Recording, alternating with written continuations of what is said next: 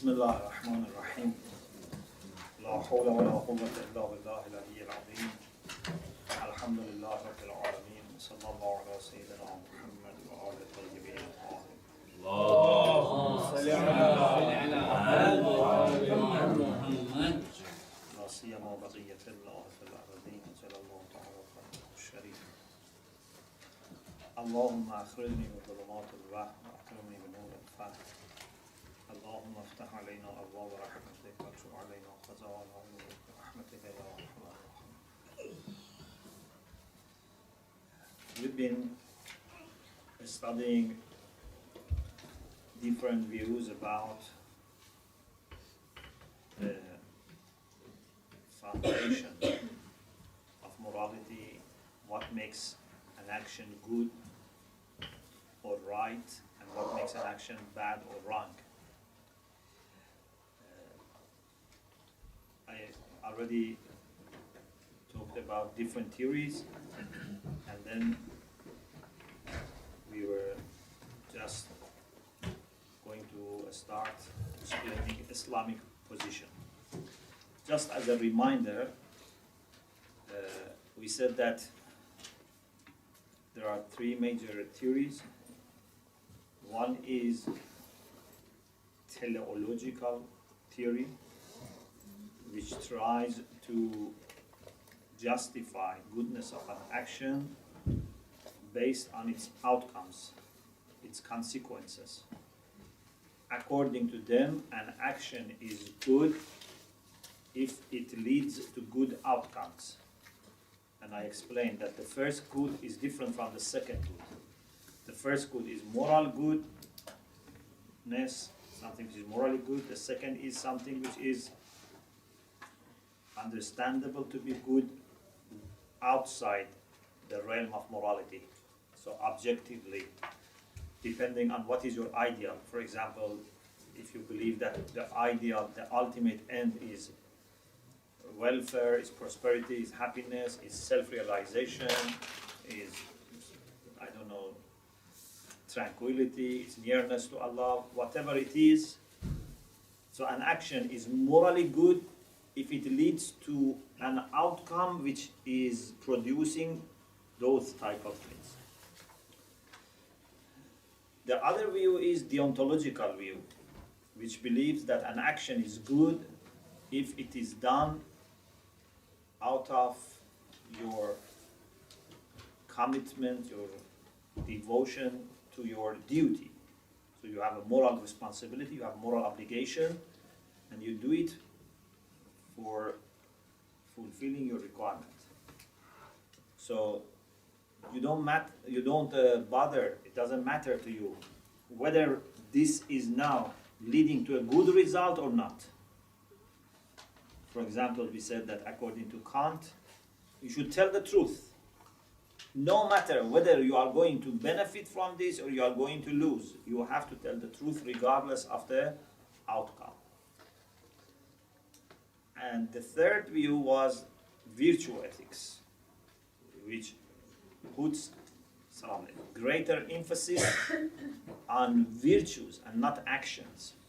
So the virtues, the qualities of the soul which are good, are the main thing, and any action which is done out of having that virtue or in order to have that virtue, that action is good. So sometimes you do something out of generosity, it means that you are already a generous person, and out of generosity you do something.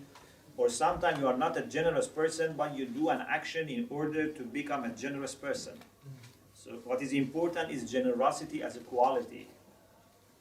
So the focus, the shift is towards the quality and the virtue, and not immediately, primarily to the action. Then we said that different also people within each camp may have different views. So there are sub-theories. For example, those who believe that the outcome is the most important thing, those who have teleological view, then they differ themselves. Because, first of all, they don't agree on what is the ultimate end. Those who believe in the teleological view, they differ on what is the last thing that we want to achieve. What is our ideal? What is our ultimate end? Secondly, they differ on who should be the main beneficiary. When you say an action is good when it leads to good results, the question is, good for whom? Good results for the agent, or good result for others, or good result for everyone, including the agent? We said there are three views. Okay? This is all about teleological view. So those who believe in the teleological view, some of them are egoists. They say an action is good when it produces good results for the agent. Ego means for me, for myself. Egoist. This egoism is not necessarily a bad position. We will discuss about this. It is different from ego when it is used in a bad sense. So, an action is good when it leads to a good result for the agent. This is egoism. Okay? The second is an action is good when it leads to good results for others. It means that you should ignore yourself. You should be concerned with interests of other people. This is altruism. Altruism. Altruism.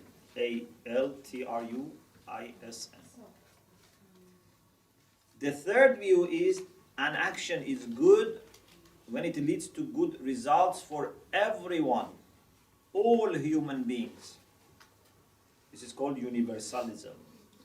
So it doesn't require to reject or ignore yourself, but it also doesn't require to only be concerned about yourself. You should be concerned with all human beings. And when it's not helping all human beings, then it's a matter of the greater number. Because normally our actions are not something that affects all humanity.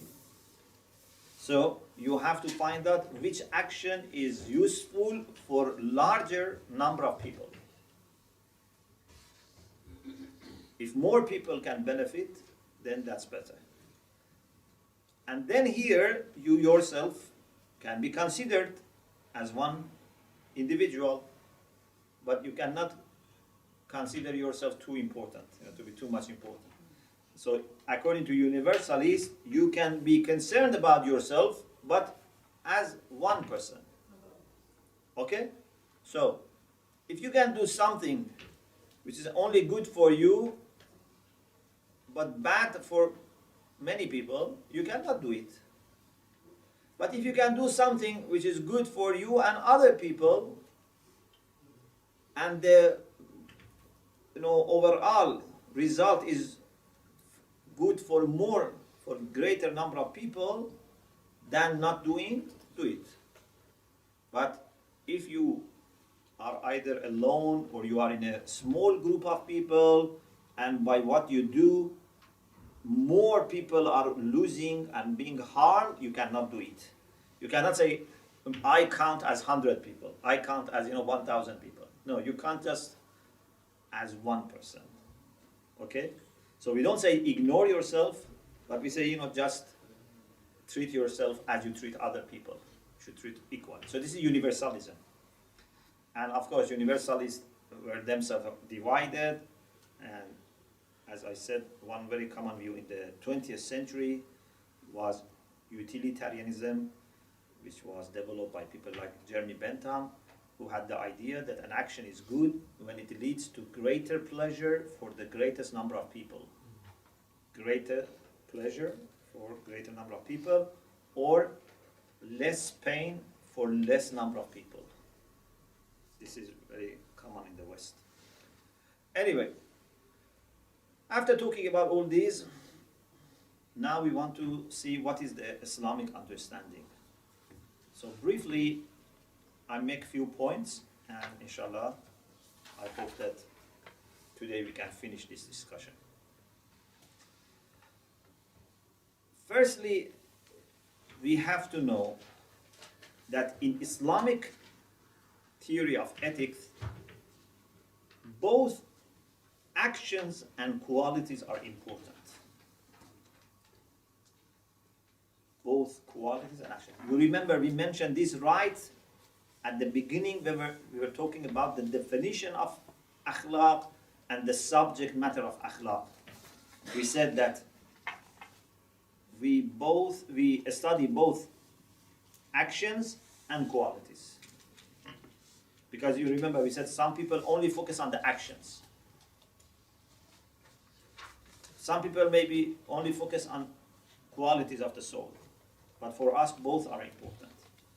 And we said Akhlaq is the science which studies good actions and bad actions in order to help us do good actions and avoid bad actions, and also good qualities and bad qualities in order to acquire good qualities and remove bad qualities. So this is the definition we gave. So for us, Islamically, generosity, for example, as a virtue is important, and also generous actions are important. Both. Man ya'mal mithqala dharratin khayran yara. So it means that even very small action is important. Okay? But, of course, the qualities are very important. Actually, normally, generally, qualities are much more important than single actions. I'm saying normally, because there are exceptions. But in most of the cases, qualities are more important. Why? Because if you have a good quality, that quality forms your reality more than a single action can do. You know, imagine if there is a person who is, for example, greedy. So greediness is his quality. So his personality is shaped and formed by greediness. This person is in a worse situation, much worse than a person who does one greedy action. Once he acted out of greediness, but he doesn't have this as a permanent quality. Or on the positive side, there is a person who is generous. There is a person who just once or twice does generous actions. For example, there's a person who is not generous, but once he gives lots of sadaqah. Once he invites many people. Okay? But this is only one off or twice. This is not permanent. This is not his quality. Which one is more important? The quality. Yeah? If a person is kind in nature, or a person just sometimes does kind things, this is not the same. So Islamically, both actions and qualities are important, but relatively, in most of the cases, qualities are more important. Because qualities define what type of person you are, more than actions. Yes, if an action is repeated again and again and again, then it means that it has become now a quality. Okay? Allah subhanahu wa ta'ala in the Quran refers to both actions and qualities. For example, Allah subhanahu wa ta'ala says, أعوذ بالله من الشيطان الرجيم يا أيها الذين آمنوا اركعوا واسجدوا واعبدوا ربكم وافعلوا الخير لعلكم تفلحون. يا أيها الذين آمنوا اركعوا. Do ruku. Ruku is an action. واسجدوا is an action. واعبدوا ربكم, worship your Lord. وافعلوا الخير, do good things. لعلكم تفلحون. So this means that for our falah, for our happiness, we need good actions. So actions are important. وافعلوا الخير, do good actions. Okay? We need to do good actions. There is no doubt about it. And about the qualities, Allah subhanahu wa ta'ala, for example, says, هَذَا يَوْمُ يَنْفَعُ الصَّادِقِينَ صَدْقُهُمْ. This is the day that honesty, truthfulness benefit those who are honest and truthful. صدقهم. Sidq is a quality, to be honest, to be truthful. So it means that qualities are also important. Allah subhanahu wa ta'ala, for example, says, اتقوا الله وكونوا مع الصادقين. Be pious and be with the people who are honest, who are truthful. Not only with the people who tell the truth. Telling the truth is action. But we need to become honest, sincere, and truthful in our soul, not just in our tongue. So there are people who maybe they tell the truth, but they are not sincere. For example, maybe he tells the truth right now, but sometimes when he finds that it doesn't suit him, he doesn't tell the truth. Or he tells the truth because he's afraid. Or maybe he tells the truth, but he doesn't accept in his own heart. This ayah in Surah Munafiqun is very beautiful. There are people who tell the truth, but they are not truthful. إذا جاءك المنافقون قالوا نشهد إنك لرسول الله والله يشهد إنك لرسوله والله يعلم أن المنافقين لكاذبون. When the hypocrites come to you, they say, by Allah, we bear witness that you are messenger of God. Allah says, yes, you are messenger of God. But at the same time, these are kadhibun. These are not honest people. These are dishonest. What they say is correct, but still they are liars. Why? Because they say something that they don't believe. So sometimes a person can be dishonest and say something which is right. And also we have opposite. Sometimes a person may be honest but is morally required not to tell the truth. For example, there is an honest person and he is asked by a tyrant ruler, where is that innocent person, for example, hiding? They want to kill him and he's innocent. So here you should not tell the truth. Although you are a truthful person, but you don't tell the truth. And if they put pressure that you must say something, you try to be silent. But even if they say you must say something, then you may say something wrong. You lie because of your life. Either you do Toria, you know Toria?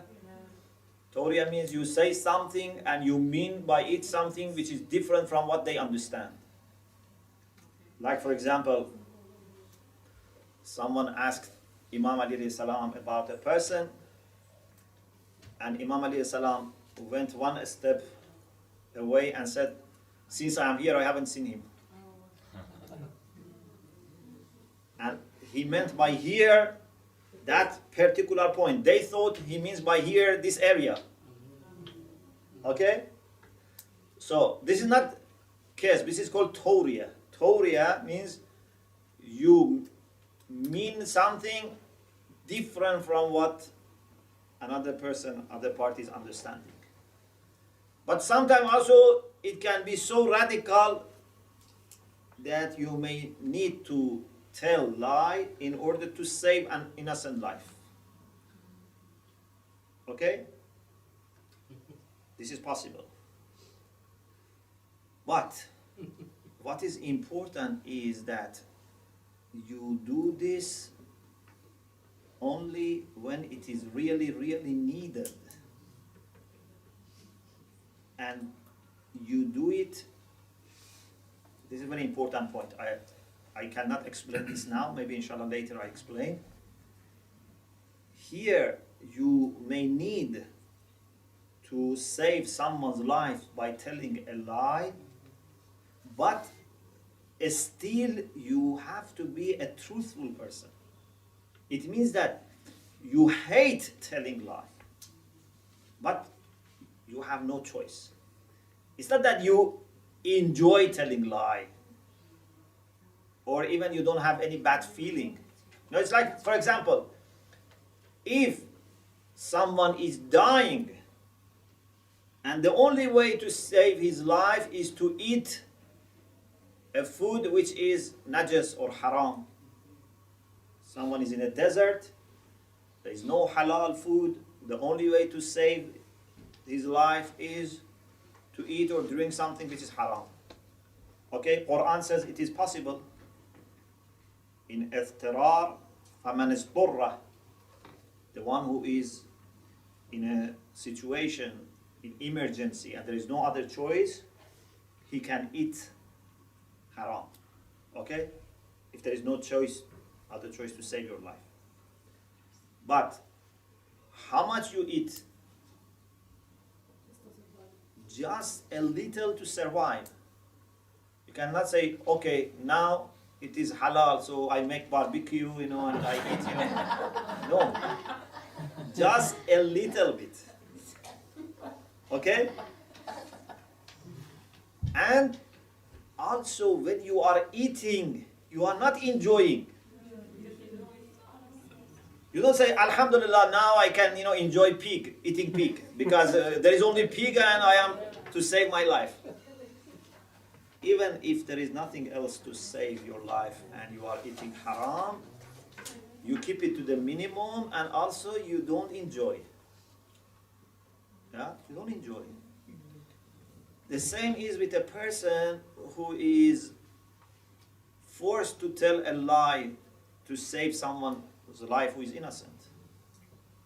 You keep it to the minimum. First, you try to be silent. If not, you try to do Toria. If not, then you tell the lie, but make it minimum, and you don't enjoy. You feel terrible. Why I am put in this situation? That I should say something that is not true. This is mu'min. So mu'min never enjoys doing haram, even if there is a situation that Allah says you are forgiven. Okay? So, inshallah we will talk about this another time in more details. So what is important is that in Islam, both actions and qualities are important, Islamic ethical view is very comprehensive. It takes into account actions and qualities. But qualities are given more priority, more significance. Qualities are very important. The late Mullah Saleh Mazandarani, I once mentioned his name, is the son-in-law of Allama al-Majlisi, and he has commentary on Usul al-Kafi. In the volume 8, page 278, he says that Rasulullah sallallahu alaihi wasallam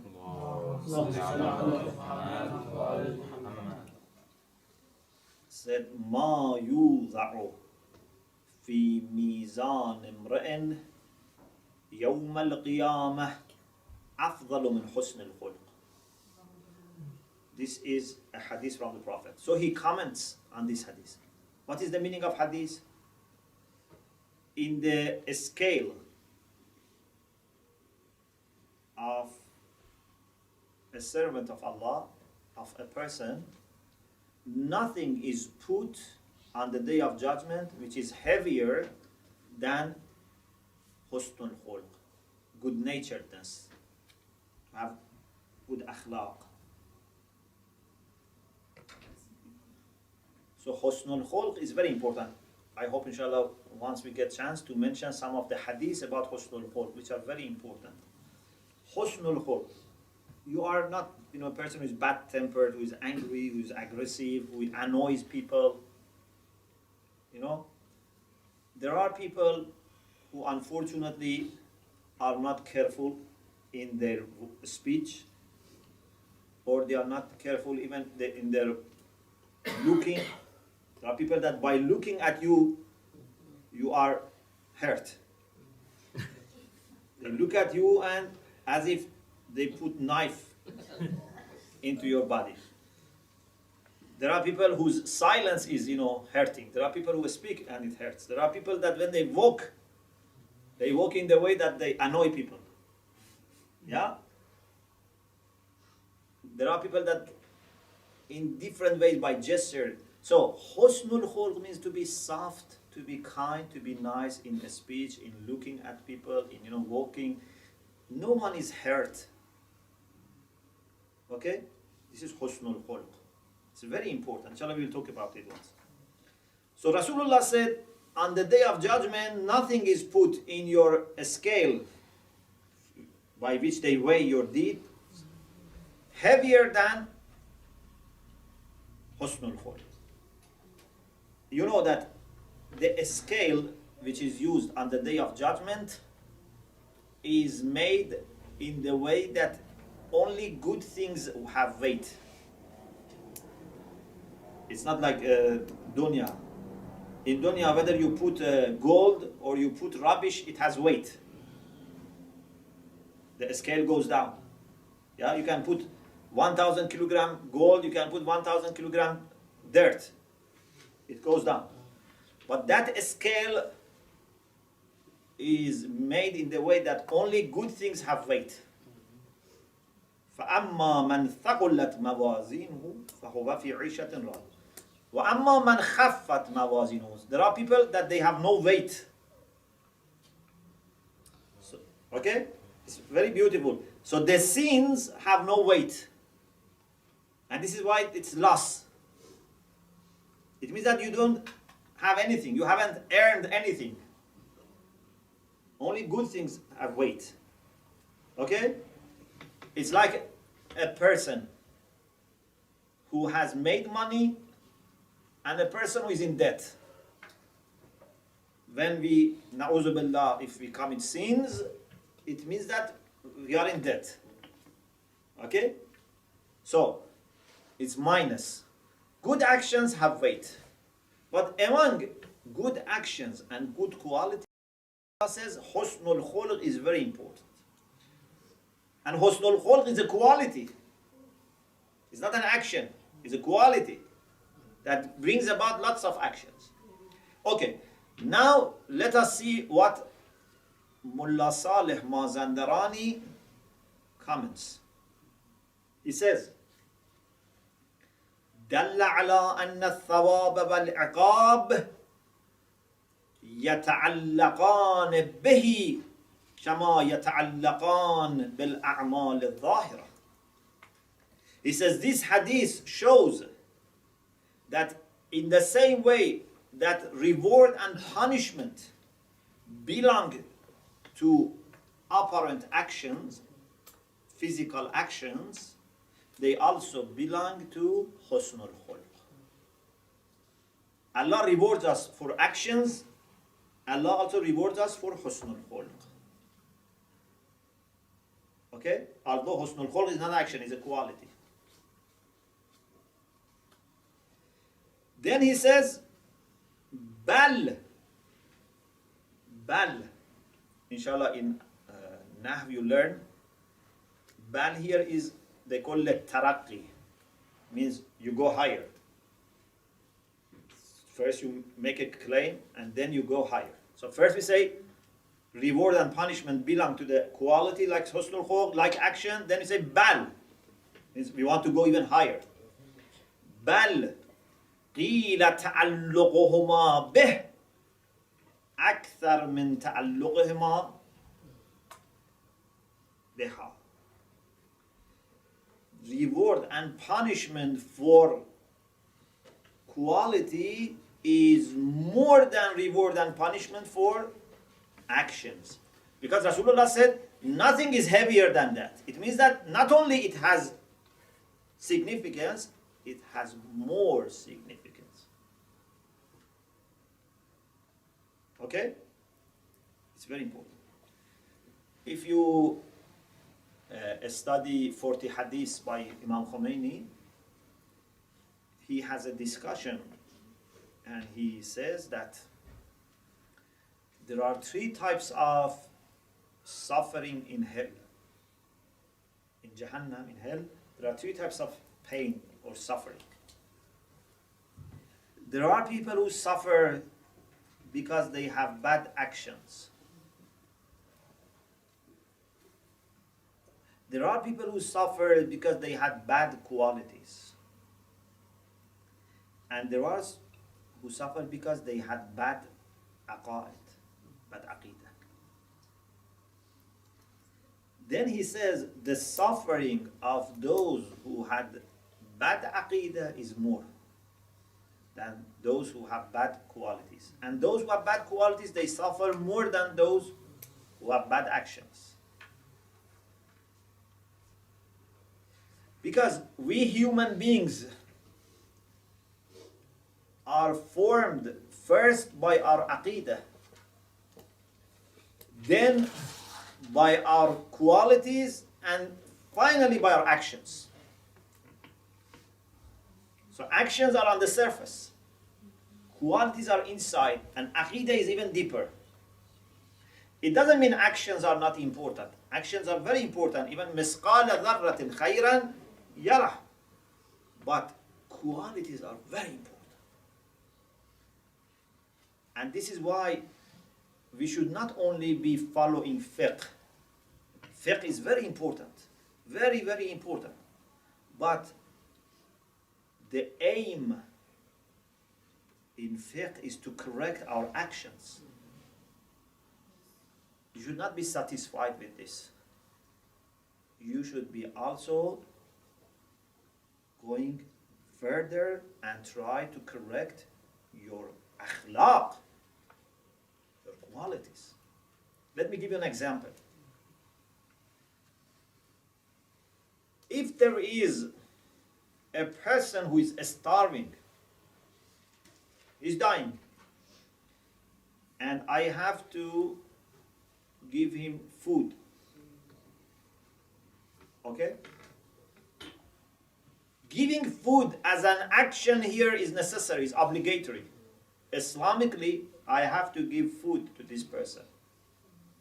No matter whether he's Muslim or not Muslim, I have to give food. Okay? If I don't give food, I have committed a great sin. But I can give him some bread, piece of bread, which is dried and for 1 month ago, and still he will survive. I can give him some fresh food. I can give him my own food, my own curry, for example, and then have bread for myself. There are different ways. From action point of view, it's enough just to save him by giving something to him. But Islam says you should see in your heart what do you like for yourself more, give it to that person. لَن تَنَالُوا الْبِرَّ حَتَّى تُنْفِقُوا مِمَّا تُحِبُّونَ. Does fiqh require this? No. Because fiqh is something for everyone. We cannot expect everyone to do like this. Okay? We cannot make this wajib because there are many people who don't do this. But fiqh says give him something to survive, and akhlaq says try to get rid of your ego and selfishness. Try to love people, and when you love people, you want to give them the best. Okay? Unfortunately, some people restrict Islam only to legal aspect. If you want to understand the beauty of Islam, you have to take into account all aspects of Islam. Some people, for example, they ask, what are the rights of wife over husband and husband over wife? Okay? Okay, in fiqh we have certain rights. But if you want to understand Islamic family, you cannot just look at these legal rights. No one has legal right to be, for example, died for. My wife, my husband, has no legal right that I should die for him or her. I should give him, whatever I have. But Islam says, جَعَلَ بَيْنَكُمْ مَوَدَّةً وَرَحْمَةً. If rahmah requires, I give my kidney to my wife or husband. Legally, I don't have this responsibility. But Islamic family is not run only by legal instruction. Yeah? There is such a unity that you give your kidney to your husband or wife. You give your life to them. If your wife or husband is in danger, you go, and maybe in the process of saving him or her, you are killed. You don't bother. It's one reality. So, fiqh is very important, but most of all tries to fix our actions. But then we have akhlaq that in addition to actions wants to fix our qualities, our heart. Those who have bad actions, they suffer. Those who have bad qualities, they suffer more. And then those who have bad aqidah, of course, they suffer most. So, he says that the reward and punishment for the quality like husn khulq is more than actions.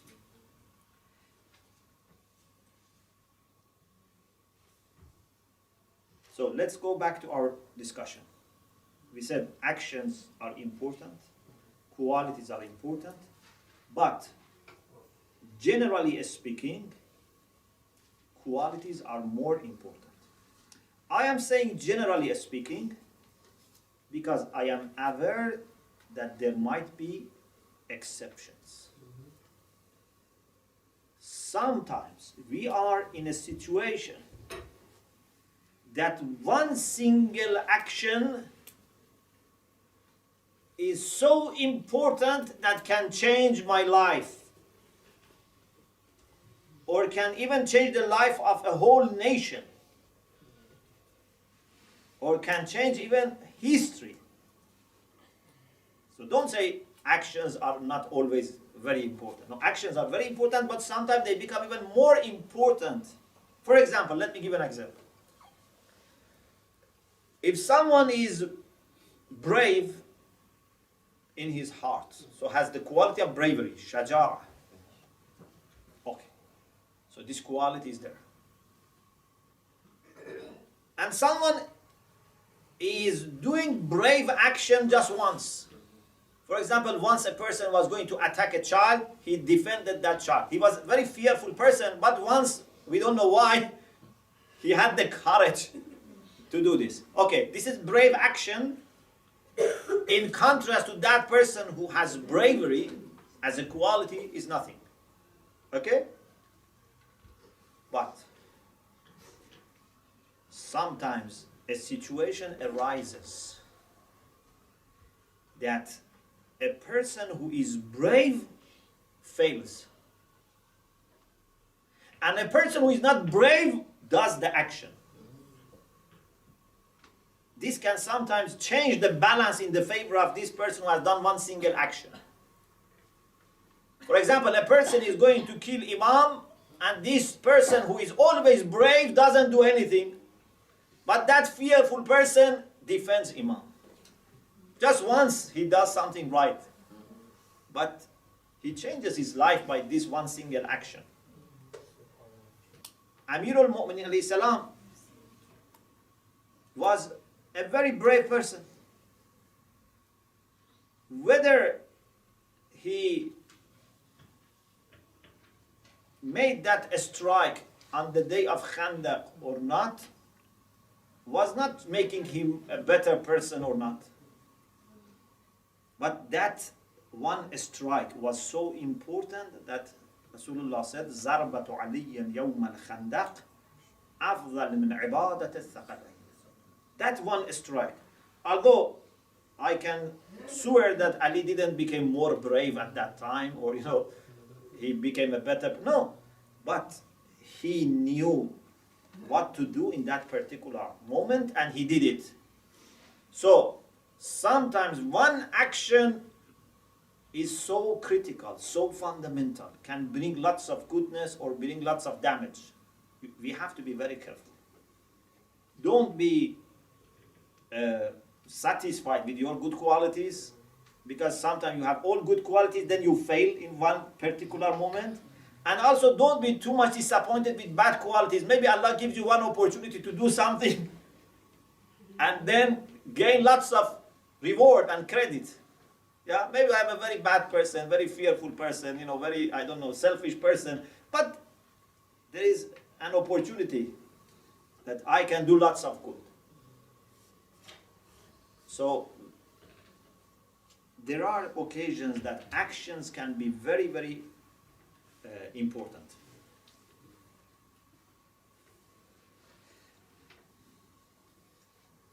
So the result so far is that one aspect, one element in Islamic theory of ethics is that actions are important, qualities are important.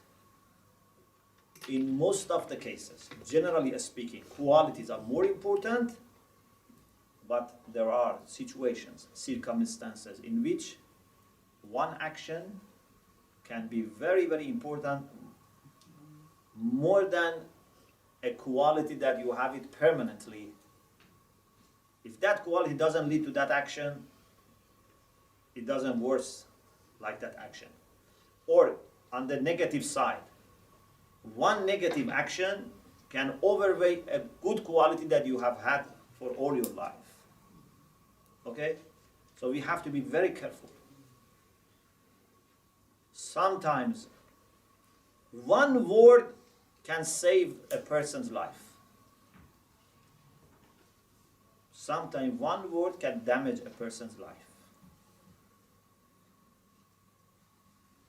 It is said that, as an example, another example, and we should always pray to Allah subhanahu wa ta'ala to help us in these circumstances. Once a person who was very pious and was working very close to one of the ulama in Najaf, went in the dream of someone. Someone had a dream of him. And asked him, he was asked about his situation. He said, my situation is very bad. Why? You are very pious, you were very, close to, that alim, and he loved you, and, that was because of your piety. He said, there was a girl that she was so good that I wanted her to become my daughter-in-law. So I wanted my son to marry her. Then some people came to me to inquire about that girl. They wanted to marry her to their son. I said, this man is very close to Ayatollah, very reliable, very pious. So my opinion was very important for them. Because I didn't want her to marry their son, I didn't give good, recommendation. I spoke in the way that I pushed them away. So they went. Then my son didn't agree to marry her. I kept insisting on my son, and he didn't marry her. So this girl remained unmarried, and I am responsible. I didn't give the right opinion with a good intention. Intention was to have her for my son. And now I am suffering. It's a small issue in the first place. He has not killed anyone. He hasn't told any lies. He didn't want to harm anyone. He had good intention. But this is not a small. This changed the life of that girl. Now people think that she was a bad person, for example, and even sometimes if you ask a respected person, a pious person about someone, he doesn't need to say many bad words. Even if he doesn't say anything, they say, oh, there must be so many bad things that he doesn't want to mention. Yeah? If you ask someone, how do you recommend this person? And he says, I don't recommend. That's enough. If he knows that person and he says, I don't recommend, that's enough. So, one word can change the life of a person. We have to be very careful. And there are lots of stories like this. Sometimes one action can change the life of a person. One of ulama told me that a person who was, a young, alim, told me, he said, that he told him, do you know why I have become alim? I said, no. He said, when I was a child, with my father, we came to see you in your room in madrasa. And you showed respect and love to me as a child. And I was influenced by that an alim cares about a child. And since then I decided to become an alim. Something very simple. You never think that, your smile, your love, to some child can change his future. And if he was, showing no respect to that child, or, saying that you stay outside, I am speaking to your father, you stay outside, then that child for sure would hate ulama and would never become, So little things in my or your side can be great things in reality. We have to be very careful. We have to be very sensitive. Every little thing, every little word, little action can be very important in some situations, can change the life of a person or even a nation. Inshallah, we will continue this discussion to see other aspects of Islamic theory of ethics. وآخر دعوانا أن الحمد لله رب العالمين. الله